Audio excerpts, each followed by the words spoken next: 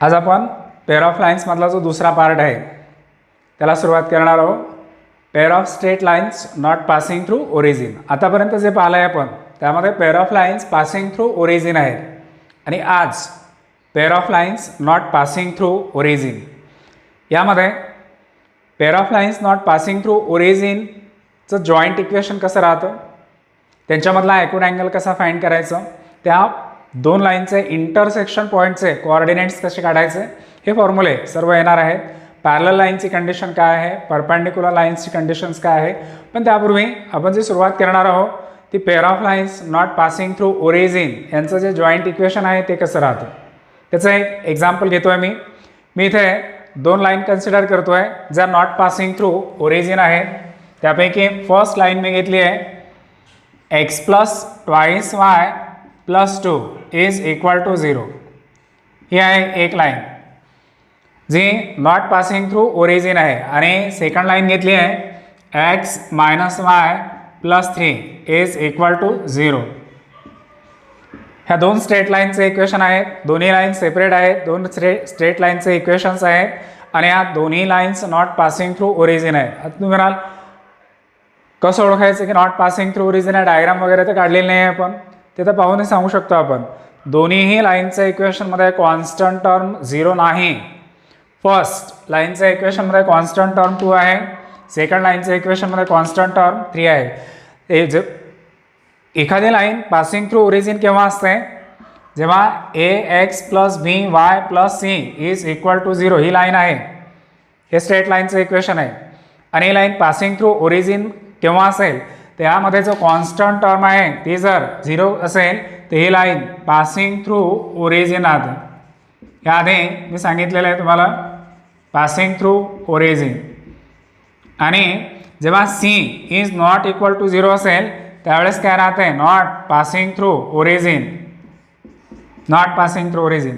तर त्या दोन्ही लाईनचे इक्वेशन्समध्ये ऑब्झर्व करा +2 आणि +3 या कॉन्स्टंट टर्म आहेत. जे c is not equal to 0 आहे याचा अर्थ या दोन्ही लाईन्स कशा आहेत, not passing through origin.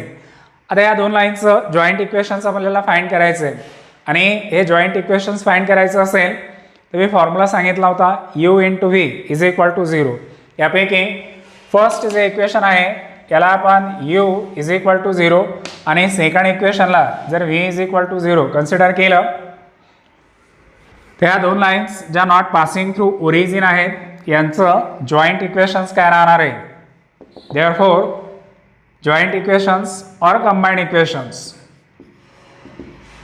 joint equation of lines 1 and 2 each. Formula काय राहणार आहे, u into v is equal to 0. u is equal to ही जी लेफ्ट हँड साईड आहे ती u आणि ही लेफ्ट हँड साईड व्ही.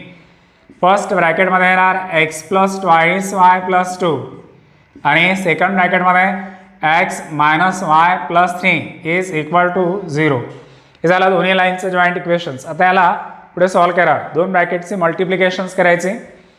मल्टिप्लिकेशन्स काय येणार बघा, एक्सनी एक्सला मल्टिप्लाय करा x², एक्सनी मायनस वायला मल्टिप्लाय करा मायनस xy, एक्सनी 3ला मल्टिप्लाय केलं प्लस 3x.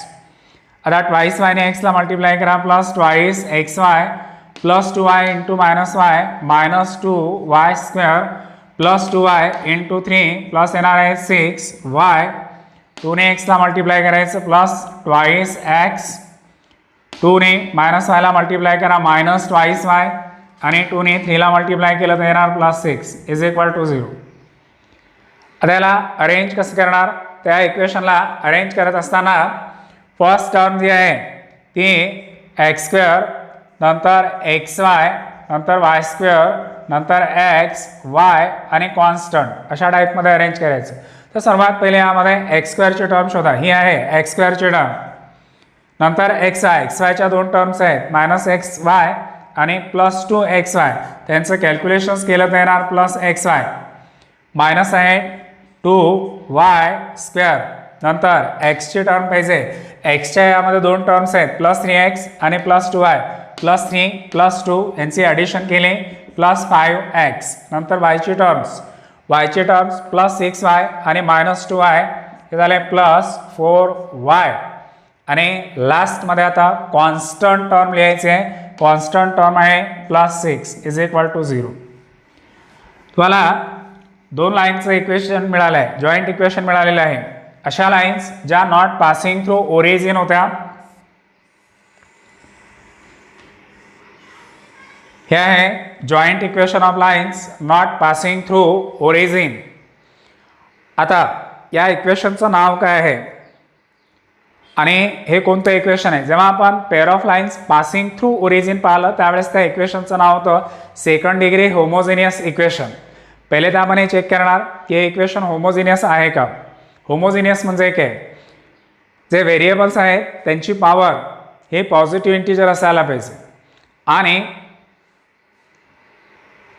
प्रत्येक टर्ममध्ये इंडायसेसची सम जी आहे ती सेम असायला पाहिजे. आता यामध्ये ऑब्झर्व करा हे होमोजिनियस आहे का. इथे जर डिग्री पाहिली तर इथे 2 येणार आहे, या टर्मची 1 + 1 2, इथे आहे 2, इथे x ची पॉवर 1 आहे 1, इथे y ची पॉवर 1 आहे 1 आणि इथे नाही आहे म्हणजे 0. इथे बघा 2 2 2 1 1 0. ही जी प्रत्येक टर्मची डिग्री आहे ती सेम आलेली नाही, म्हणजे या इक्वेशनला होमोजिनियस इक्वेशन्स म्हणता येणार नाही आहे. होमोजिनियस इक्वेशन नाही आहे. जेव्हा पासिंग थ्रू ओरिजिन असेल तेव्हा होमोजिनियस आणि जेव्हा नॉट पासिंग थ्रू ओरिजिन असेल त्यावेळेस होमोजिनियस नाही. मग आता हे जे इक्वेशन मिळालेलं आहे या इक्वेशनचं नाव काय आहे? त्या इक्वेशनचं नाव आहे सेकंड डिग्री इक्वेशन. काय नाव आहे? Second degree equation in x and Y. पण त्या इक्वेशनला इन जनरलमध्ये कसं लिहायचं हे तर आपण एक एक्झाम्पल घेतलं होतं म्हणून कॉन्स्टंट जे आहेत ते मिळाले. पण याला इन जनरलमध्ये कसं लिहायचं तर बघा second degree equation in x and Y काय राहतं?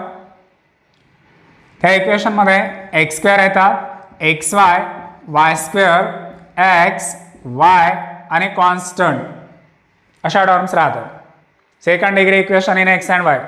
पण आता टर्म्स माहिती आहेत, कॉन्स्टंट इथे माहिती होते आपल्याला 1 1 -2 5 4 आणि 6. पण इन जनरलमध्ये कॉन्स्टंट कसे लिहायचे तर इन जनरलमध्ये x² चा कोइफिशियंट a, xy चा कोइफिशियंट +2h, y² चा कोइफिशियंट b, x चा कोइफिशियंट 2g, y चा coefficient 2f plus constant is equal to 0. जेव्हा दोन lines not passing through origin असतात त्यावेळेस त्या दोन लाईनचं जे जॉईंट इक्वेशन आहे ते जॉईंट इक्वेशन्स या टाईपचं राहतं आणि या इक्वेशनचं नाव आहे सेकंड डिग्री. पुन्हा रिपीट करतोय, होमोजिनियस नाही. या इक्वेशनचं नाव आहे second degree equation in x and Y. पण जेव्हा हे कोइफिशियंट्स a b c आणि f g h मध्ये लिहितो त्यावेळेस या इक्वेशनला म्हटलं जातं general second degree equation in x and y. आता तुम्हाला जर विचारलं की दोन लाईन्स आहेत ज्या नॉट पासिंग थ्रू ओरिजिन आहेत त्या लाईनचं जॉईंट इक्वेशन काय राहणार आहे तर तुम्ही सांगाल या टाईपचं इक्वेशन ते असेल. कारण आताच एक्झाम्पल पाहिलं आहे पण नॉट पासिंग थ्रू ओरिजिन आहे तर त्या लाईनचं इक्वेशनमध्ये या एवढ्या सर्व टर्म्स येतात, ते बरोबर आहे. पण मग नेहमी अशा टाईपचं ते दिलेलं इक्वेशन आहे हे इक्वेशन पेअर ऑफ लाईन्सचं आहे का तर नाही. हे इक्वेशन 5 टाईपचे कर्व्स रिप्रेझेंट करतं. अशा टाईपचं जे इक्वेशन आहे ना ज्यामध्ये x² xy y² x y आणि कॉन्स्टंट टर्म येतात ज्याचं नाव आहे second degree equation in x and Y. This equation represent 5 types of curves. Number 1 pair of lines not passing through origin. Number 2 circle. Number 3 parabola, hyperbola and ellipse. इथे जे दिलेलं equation आहे हे 5 टाईपच्या कर्व्सचं असू शकते. पण सध्या आपण फक्त पेअर ऑफ लाईन्स पाहतोय त्यामुळे मी आज फक्त तुम्हाला पेअर ऑफ लाईन्सची जी कंडिशन आहे तीच सांगणार आहोत. मी पुन्हा एकदा रिपीट करतोय, जेव्हा pair of lines not passing through origin असतंय, नॉट पासिंग थ्रू ओरिजिन त्यावेळेस त्या दोन लाईनचं जॉईंट इक्वेशन असं असते या टाईपमध्ये राहते. पण अशा टाईपचं इक्वेशन जे दिलेलं आहे हे नेहमी pair of lines passing not passing through ओरिजिनचंच असेल असं नाही. Pair of lines not passing through ओरिजिनचं इक्वेशन हे आहे, पण हे equation pair of lines not passing through origin आहे का नाही. हे इक्वेशन 5 टाईपच्या कर्व्स आहे 1 2 3 4 5. हे इक्वेशन कुणाचं राहणार आहे पेअर ऑफ लाईन्स, हे इक्वेशन कुणाचं राहणार आहे? सर्कल. हे इक्वेशन कुणाचं आहे? पॅराबोला.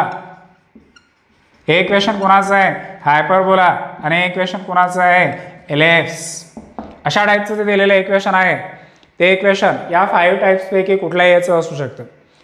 आपण सध्या फक्त पेअर ऑफ लाईन्स पाहतोय, त्यामुळे आपल्याला फक्त कंडिशन माहीत पाहिजे की हे इक्वेशन पेअर ऑफ लाईन्सचे केव्हा राहणार आहे. तर त्याची कंडिशन्स मी तुम्हाला सांगतो. आणि कंडिशन्स 11मध्ये जे डिटर्मिनंट नावाचं एक चॅप्टर होतं, त्या चॅप्टरमध्ये आपण एक डिटर्मिनंट सॉल्व केलं होतं. ते डिटर्मिनंट्स या पेअर ऑफ लाईन्सच्या कंडिशनसाठी आहे. म्हणून इथे काय सांगतो त्याकडे लक्ष द्या.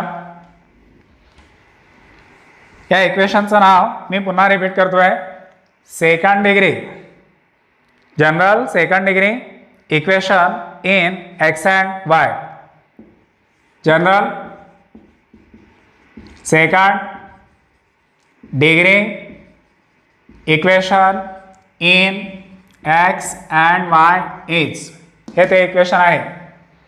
पार्ट झालं पाहिजे equation x square plus twice h x y plus d y square plus twice g x plus twice f y plus c is equal to 0.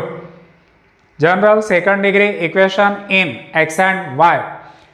आता हे इक्वेशन पेअर ऑफ लाईन्स केव्हा रिप्रेझेंट करणार? पहिली conditions मी तुम्हाला सांगतो की दिस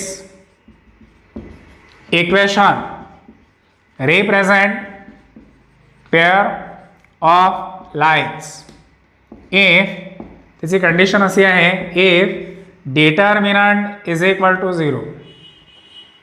determinant is equal to 0.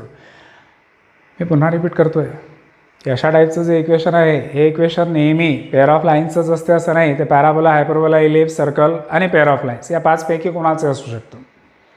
पण पेअर ऑफ लाईन्स जेव्हा नॉट पासिंग थ्रू ओरिजिन असतात आणि त्यांचं जॉईंट इक्वेशन जेव्हा तुम्ही काढणार त्यावेळेस ते या टाईपमध्ये येतं. पण अशा टाईपचं जे इक्वेशन आहे ते नेहमी पेअर ऑफ लाईन्सचंच असेल असं नाही. त्याच्या काही कंडिशन्स आहेत आणि तेच कंडिशन्स मी इथे तुम्हाला सांगतोय की इथे दिलेले जे इक्वेशन आहे ते इक्वेशन पेअर ऑफ लाईन्सचं आहे. हे कसं ओळखायचं? त्यावेळेस या डिटर्मिनंटची व्हॅल्यू 0 असायला पाहिजे. पण मग या डिटर्मिनंटमध्ये एलिमेंट्स काय राहणार आहेत? तर डिटर्मिनंटमधले एलिमेंट्स लक्षात ठेवा. ऑर्डर 3चं डिटर्मिनंट आहे. याचे जे डायगोनल एलिमेंट्स आहेत ना ते ए बी सी आहेत. आणि इथे घ्यायचं आहे या g H F G h. Symmetric matrix जसं आपण पाहिलं होतं त्या टाईपचं हे डिटर्मिनंट आहे. First row first column, second row second column, third row third column same येतात. लक्षात ठेवणार खूप सोपी आहे. A B C F G H F G h, a B C F G H F G h. जेव्हा या डिटर्मिनंटची value is equal to 0 होते त्यावेळेस हे जे इक्वेशन आहे हे इक्वेशन कुणाचं आहे? Pair of lines. आणि जर या डिटर्मिनंटची व्हॅल्यू 0 आली नाही तर मग समजायचं की हे इक्वेशन पेअर ऑफ लाईन्सचं नाही. मग कुणाचं असेल? मग कुणाचं असू शकतं? Circle, hyperbola, parabola, ellipse. त्यांच्या कंडिशन्स मी तुम्हाला सध्या सांगणार नाही. जेव्हा ते टॉपिक सुरू होतील त्यावेळेस त्या कंडिशन्स आपण पाहणार आहोत. फक्त इथे लक्षात ठेवा की this equation represent pair of lines if this determinant is equal to 0. पण आता या डिटर्मिनंटमध्ये प्रत्येक वेळेस त्या व्हॅल्यूज लिहायच्या नाहीत. तर याच डिटर्मिनंटचं सिम्प्लिफिकेशन्स 11th स्टँडर्डचे बुक्स उघडायचे, डिटर्मिनंट नावाचं चॅप्टर काढायचं आणि त्यामधली जी फर्स्ट एक्झरसाइज आहे ती फर्स्ट एक्झरसाइज उघडायची आणि त्यामध्ये ते एक प्रॉब्लेम दिलं होतं की show that this determinant is equal to a B C plus twice F G H minus A F square minus B G square minus C H square. या डिटर्मिनंटचं सिम्प्लिफिकेशन हे एवढं येतं. A B C plus twice F G H minus A F square minus B G square minus C H square and is equal to 0. तर ही जी condition आहे ही ती condition आहे pair of lines represent करण्याची. अशा टाईपचं इक्वेशन पेअर ऑफ लाईन्स किंवा represent करत आहे if determinant is equal to 0 और a B C plus twice F G H minus A F square minus B G square minus C H square is equal to 0. यावरचे जे examples आहेत ते खूप सोपे असतात. पण तरी कॅल्क्युलेशन्स करताना बरेच जणांच्या चुका होतात. जेव्हा मी तुम्हाला होमवर्क देईल ना त्यावेळेस तुम्ही ते करून बघाल त्यावेळेस तुमचे पहिल्या वेळेस तरी काही जणांचे आन्सर जे आहेत ते चुकीचे निघणार आहेत. तुम्हाला वाटत असेल सोपी आहे पण कॅल्क्युलेशन्स करताना तुमचे साईनच्या जर चुका झाल्या तर तुमचे आन्सर्स जे आहेत ते चुकीचे येऊ शकतात. ही झाली पहिली कंडिशन. दुसरा फॉर्म्युला इक्वेशनचा मी सांगतोय acute angle between the lines find करण्याचा फॉर्म्युला काय राहणार, जो आधी होता तोच, टॅन थिटा. या इक्वेशनने ज्या दोन लाईन्स रिप्रेझेंट केल्या त्यांच्यामधला ॲक्यूट अँगल जर फाइंड करायचा असेल तर टॅन थिटाचा formula mod of twice under root h square minus a b upon a plus b, हा तो फॉर्म्युला आहे. पॅरलल आणि परपेंडिक्युलरची कंडिशन्स तीच आहे. Number 3, lines are parallel if condition आता है h square minus ab is equal to 0 and number 4 perpendicular if a plus b is equal to 0. सध्या मी तुम्हाला पॅरललची कंडिशन्स आणि परपेंडिक्युलरचे कंडिशन सांगितलं. ऑब्जेक्टिव्ह क्वेश्चन जेव्हा सॉल्व्ह करायचे असतात ना त्यावेळेस पॅरलल लाईनच्या कंडिशनसाठी एक वेगळी दुसरी शॉर्टकट ट्रिक आहे, टेक्निक आहे, ती मी तुम्हाला ऑब्जेक्टिव्ह क्वेश्चन जेव्हा सॉल्व्ह करू त्यावेळेस सांगणार आहोत. सध्या तरी हे 4 पॉईंट्स लक्षात ठेवायचे. या इक्वेशनचं नाव आहे second degree general equation in x and y. ax square plus twice hxy plus by square plus 2gx plus 2fy plus c is equal to 0. This equation represent pair of lines. If determinant is equal to 0, हे ते determinant चे simplification. काय determinant चे simplification? a b c plus twice f g h minus a f square minus b g square minus c h square is equal to 0. Acute angle between the lines find करण्याचा formula tan theta is equal to mod of twice under root h square minus ab upon a plus b. Parallel लाईनची conditions काय आहे, h square minus ab is equal to 0 आणि परपेंडिक्युलरची conditions काय आहे, a plus b is equal to 0. आता आपण यावरचे काही एक्झाम्पल्स घेणार आहोत. आता आपण एक्झरसाइज 4.3 मधला क्वेश्चन नंबर 2 पाहणार आहोत.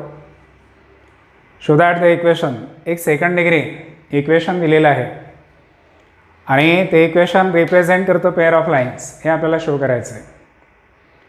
तर हे equation pair of lines represent करतं आहे. हे शो करण्यासाठी जी कंडिशन्स मी तुम्हाला सांगितली होती त्या कंडिशनचा यूज आपण करणार आहोत. Given equation is x square plus twice x y plus 2y square plus twice x plus 2y plus 1 is equal to 0.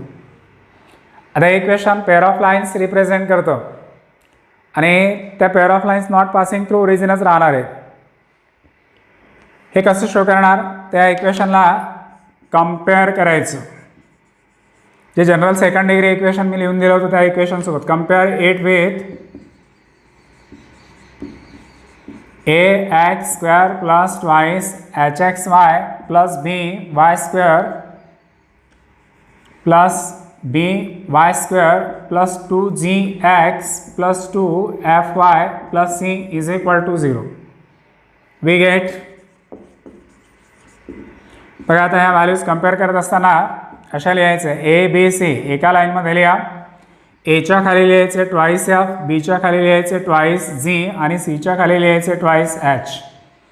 A is equal to, A म्हणजे कोइफिशियंट ऑफ एक्स स्क्वेअर तो आहे 1, b coefficient of y square 2, c म्हणजे constant term ती आहे 1, twice f coefficient of y plus 2, twice g coefficient of x तो आहे 2 आणि twice h coefficient of xy तो आहे 2. यावरून f इज इक्वल टू येणार आहेत 1, g is equal to 1 and h is equal to 1. a b c f g h या 3 values मिळाल्या आणि आता हे equation pair of lines represent करतो. यासाठी आपण एक डिटर्मिनंट कन्सिडर करणार आहोत. डिटर्मिनंटमधले एलिमेंट्स काय राहणार आहेत, डिटर्मिनंटचे elements diagonal elements A B C इकडे येतील एफ जी एच, एफ जी एच. या डिटर्मिनंटमध्ये या सबस्टिट्यूशन्स केल्यानंतर या डिटर्मिनंटचा आन्सर इज इक्वल टू 0 आलं तरच हे इक्वेशन रिप्रेझेंट करतं पेअर ऑफ लाईन्स. पण आपण या डिटर्मिनंटमध्ये सबस्टिट्यूशन्स नाही करणार. या डिटर्मिनंटचं सिम्प्लिफिकेशन्स काय आहे ते मी इथे लिहितो आहे. याचं सिम्प्लिफिकेशन आहे a B C plus twice F G H minus f square minus B G square minus C H square. जर तुम्हाला असं वाटत असेल की हे कॅल्क्युलेशन सोपी जावे तर तुम्ही शक्यतोवर डिटर्मिनंटमध्ये सबस्टिट्यूशन्स करू नका. पहिले डिटर्मिनंटचं सिम्प्लिफिकेशन्स लिहा आणि त्यामध्ये आता या सर्व सबस्टिट्यूशन्स करायचे. A B C, a is equal to 1, b is equal to 2, c is equal to 1. देणार आहेत 1 into 2 into 1 plus 2 F G h 1 into 1 into 1 minus A F square. बघा एच्या खाली एफ लिहायला सांगितले, म्हणजे ऑब्जेक्टिव्ह क्वेश्चन सॉल्व करताना ही conditions न लिहिताही तुम्ही हे सर्व कॅल्क्युलेशन्स करू शकता. तर इथे ए एफ स्क्वेअर आहे. A F square means 1 into 1 square minus B G square b G square. बीची व्हॅल्यू आहे 2 आणि जीची व्हॅल्यू आहे 1. इथे झाले मायनस बी जी स्क्वेअर आणि थर्ड आहे minus C H square minus c is equal to 1 and H is equal to 1 whole square is equal to 1 into 2 into 1. यांची मल्टिप्लिकेशन येते 2. 2ने 1ला मल्टिप्लाय करा, परत 1ला मल्टिप्लाय करा, plus 2 into 1 into 1 into 1 2 minus 1 minus 2 minus 1 is equal to 4 minus 4 is equal to 0. जे determinant आहे या डिटर्मिनंटचा आन्सर इज इक्वल टू 0 आला आहे. The determinant is equal to therefore given equation represent pair of lines not passing through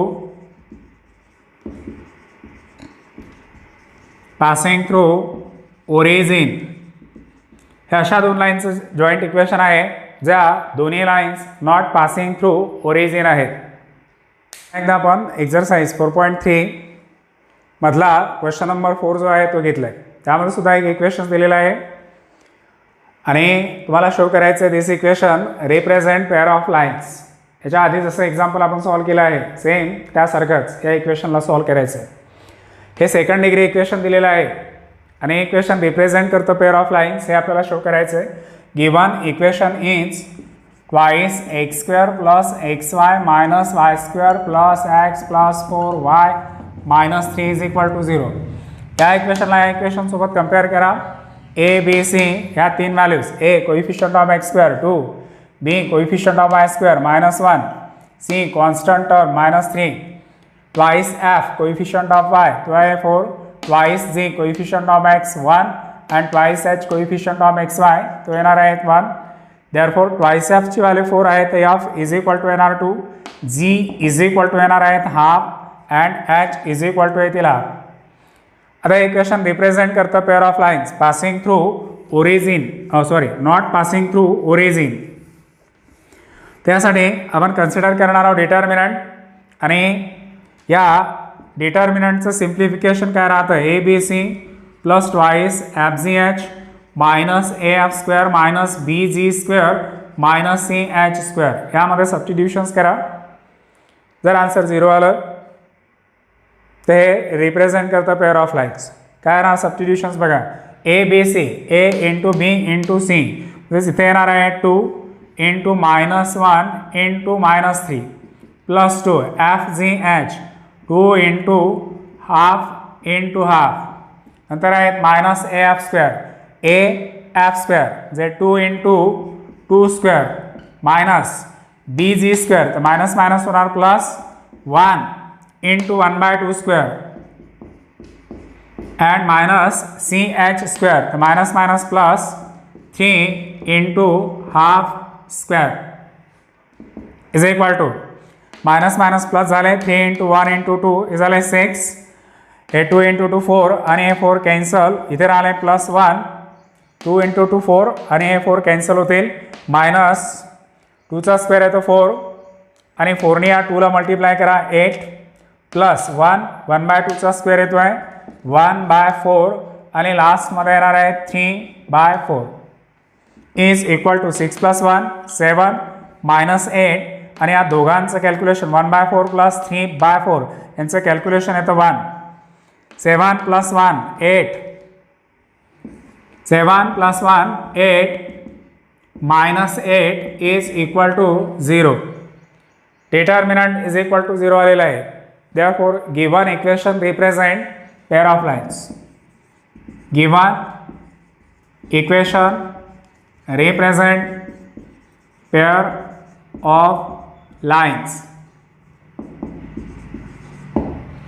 तर हे जे या एक्झरसाइज 4.3 मधलं प्रॉब्लेम दिलं होतं ना, ते फक्त एवढंच नव्हतं, रिप्रेझेंट पेअर ऑफ लाईन्स. त्याने पुढे आणखी सांगितलं होतं also find the acute angle between them. तुम्ही तो ॲक्यूट अँगल फाइंड करू शकता. इथे जर तुम्हाला ॲक्यूट अँगल फाइंड करायला सांगितलं, या इक्वेशनने रिप्रेझेंट केलेल्या लाईन्समधला ॲक्यूट अँगल फाइंड करायचा असेल तर तुम्ही या फॉर्म्युल्याचा यूज करायचा. tan θ is equal to mod of 2 √h² - AB upon A + B. यामध्ये ह्या ज्या कम्पेअर केलेल्या व्हॅल्यूज आहेत ना, त्या ठेवून तुम्ही याचं कॅल्क्युलेशन्स करू शकता आणि acute angle between the lines find करू शकता. एक्झरसाइज 4.3 मधला जो क्वेश्चन नंबर 6 आहे, त्या 6 मधला फर्स्ट सम पाहणार आहोत. इथे आपल्याला फाइंड द व्हॅल्यू ऑफ के सांगितलेली आहे आणि जे इक्वेशन्स गिवन आहे ते इक्वेशन ऑलरेडी रिप्रेझेंट करतं पेअर ऑफ लाईन्स. आता इथे काही आपल्याला शो करण्याची गरज नाही की रिप्रेझेंट करतं पेअर ऑफ लाईन्स. इथे ऑलरेडी त्यांनी सांगितलं आहे की रिप्रेझेंट करतं pair of lines. Then find the value of K. आणि के हा इक्वेशनमध्ये कुठेतरी दिलेला असेल किंवा लास्टमध्ये कॉन्स्टंट टर्म जी आहे ती के दिलेली आहे, तर त्या केची जी व्हॅल्यू आहे ती फाइंड करायची आहे. आता के कसा फाइंड करणार लक्षात द्या.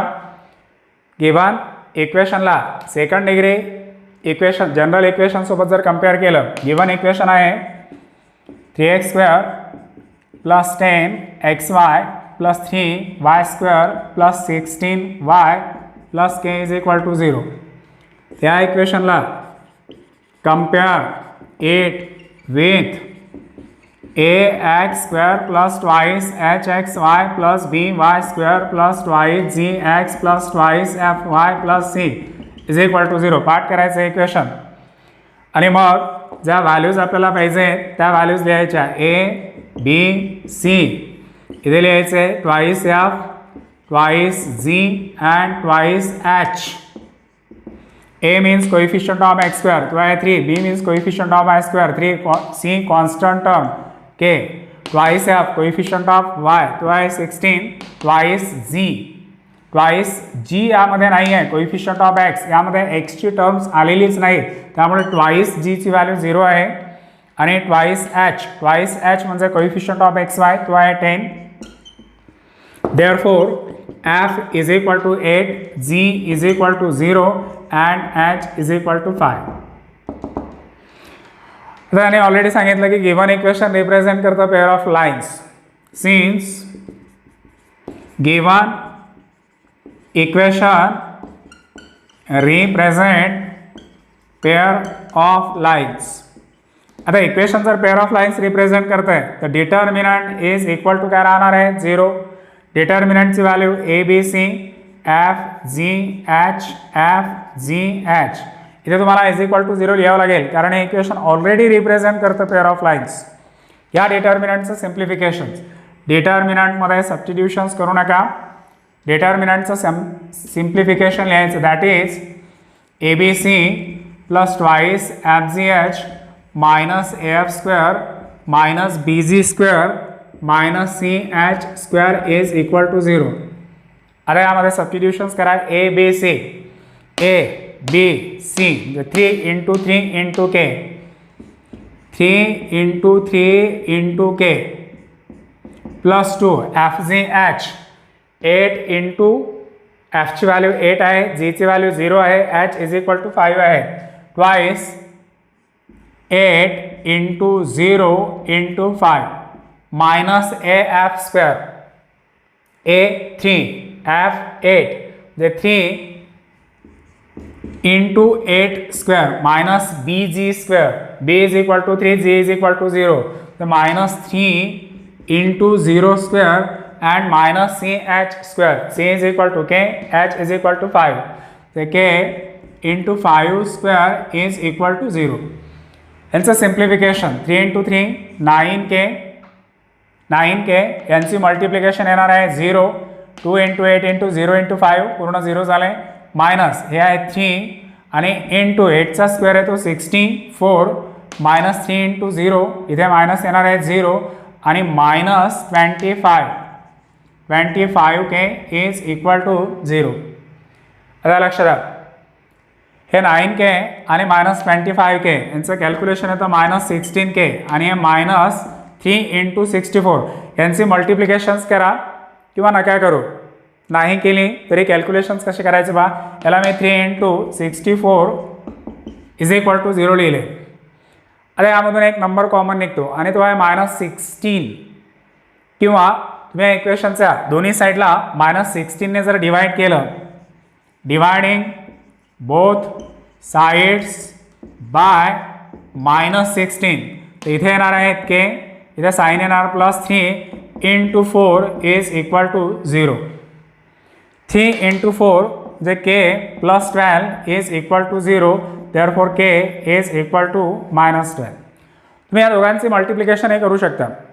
64 इंटू 3 मल्टिप्लाय करा, त्यांची साईड चेंज करा, त्याला मग नंतर 16ने डिवाइड करा, तेव्हा हे तुम्हाला आन्सर जे आहे के इज इक्वल टू -12 एवढंच मिळणार आहे. हे जरी तुम्हाला सोपी वाटत असेल ना तरी कॅल्क्युलेशन्स करताना तुमच्या थोड्याशा जरी चुका झाल्या, प्लस मायनसची गडबड जर झाली, तुम्हाला फॉर्म्युला माहिती असूनही जर तुम्ही याची प्रॅक्टिस केली नाही अशा टाईपच्या प्रॉब्लेम्सची, तर तुम्हाला शेवटचं जे आन्सर आहे ते चुकीचं मिळू शकतं आणि शेवटचं आन्सर चुकीचं मिळालं म्हणजे 0 मार्क्स मिळतात, हे लक्षात ठेवा. पुन्हा एकदा एक्झरसाइज 4.3 मधला जो क्वेश्चन नंबर 6 आहे त्या क्वेश्चन नंबर 6 मधलं सेकंड नंबरचं सम घेतलं आहे. Find the value of K if this equation represent pair of lines. आता इक्वेशन्स काय दिलेलं आहे ते लक्षात द्या. या इक्वेशनमधल्या काही टर्म्स दिलेल्या नाही आहे. इक्वेशनमधले फर्स्ट टर्म त्यांनी के एक्स वाय एवढी दिली, प्लस आहे 10x + 6y + 4 is equal to 0. आता केची व्हॅल्यू कशी फाइंड करणार. This equation represent pair of lines. खूप सोपी आहे. या इक्वेशनला जर याच्यासोबत कम्पेअर केलं तर तुम्हाला एची व्हॅल्यू 0 मिळणार, कारण x² ची टर्म यामध्ये नाही आहे. बीची जी व्हॅल्यू आहे ती 0 मिळणार आणि c इज इक्वल टू 4 येणार आहे. Twice f coefficient of y तो येणार आहे 6, twice j coefficient of x तो येतो 10 आणि twice h is equal to येणार k. f is equal to 3, g is equal to 5 and h is equal to k upon 2. आता equation जर pair of lines represent करत असेल तर determinant is equal to 0 आहे. डिटर्मिनंटचं हे सिम्प्लिफिकेशन आहे आणि या डिटर्मिनंटच्या सिम्प्लिफिकेशन्समध्ये आता ह्या सर्व सबस्टिट्यूशन्स करायचे. पहिले बघा A B C, A 0 B 0 C 4 यांची मल्टिप्लिकेशन्स ती काय येणार आहे 0 plus twice F G H, F G आणि एच इथे आहे 2. एफची जी व्हॅल्यू आहे ती 3 आहे, जीची व्हॅल्यू 5 आहे आणि H is equal to K by 2 आहे. Minus A F square, A F square 0 येणार पूर्ण कॅल्क्युलेशन्स. बी जी स्क्वेअर सुद्धा 0 येणार आहे, बी इज इक्वल टू 0 आहे, बी जी स्क्वेअर 0 आणि मायनस सीची व्हॅल्यू आहे 4, H is equal to K by 2, इथे K by 2 square is equal to 0.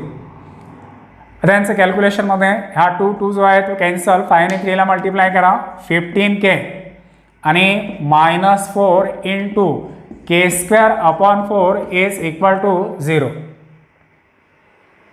त्यामध्ये हा 4 आणि 4 cancel, 15k -k² is equal to 0.